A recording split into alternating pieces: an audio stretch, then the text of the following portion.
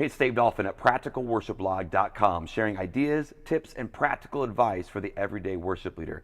Today we are tackling the question, how do I best manage the channels on a personal mixer system like Aviom or the P16 Powerplay Behringer mixers that seem to be in churches everywhere. About 10-15 years ago, Aviom came up with this game changer idea and technology where you could take little mixers, just like this one, put them all over the stage. Every member of the band could have one, and they could be responsible for their own mixes instead of having a bunch of aux sends for your monitor mixes and then this conversation going back and forth between your sound man and the band.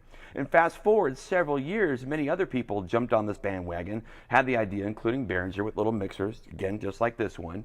And again, you could take these 16 different channels and make them whatever you want. But with that flexibility, what is the best way to organize your channels to get the most bang for your buck, the most flexibility, and the most use for your band? Well, this is what we do. So one of the first questions was, how many channels are we going to devote to the drums? Are we going to do just kick and snare? Are we going to do a kick and snare and a mix of everything else? Or are we going to do kick and snare and each tom and every single cymbal and eat up 7 or 8 channels? We decided what was best for us is to have one mix for the drums that the band shares, and then use one of the aux sends, one of the buses, to drive that mix. And so that means that the band has to all share that mix and they have to agree on that, and the drummer gets priority. But also, the drums are pretty close to everyone else on the stage, so you're going to hear them live about as much as you hear them in the ears, and it works out pretty good. Number 2 is our bass guitar. Number 3, acoustic guitar. Number 4, it's labeled synth. In our world, our sound guys call Ableton synth. So it's not like a synthesizer, but it's a real track of a rhythm electric that we use in Ableton, and we send that down channel 4. Our lead electric player, our live player, is channel number 5. And then again, number 6 is going to be our Ableton keys, a lot of our pads and textures and things like that. Number 7 is our live keyboard player, playing pianos and other kinds of sounds like that.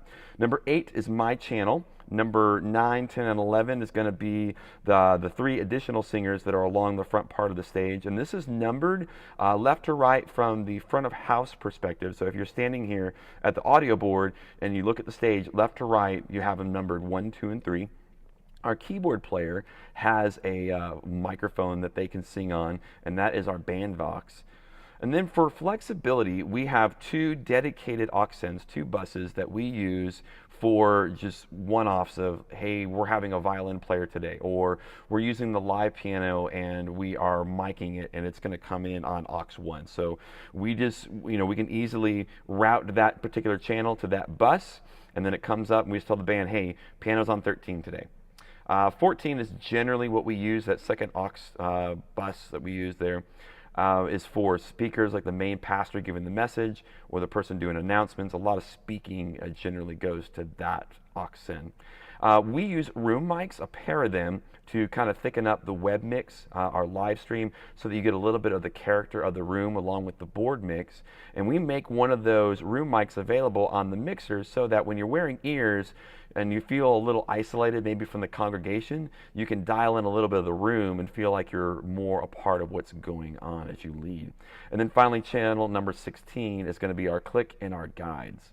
So like I was sharing earlier, we've got a couple of aux sends, a couple of buses that we use just for those mixers, one of them being for the drums and then for some one-offs, various things. If I hit that and we go send on faders, you can see what the mix looks like for the drums. Lots of kick and snare, and that's the 2 toms, not a lot of hi-hat, and then a little bit more of the cymbals.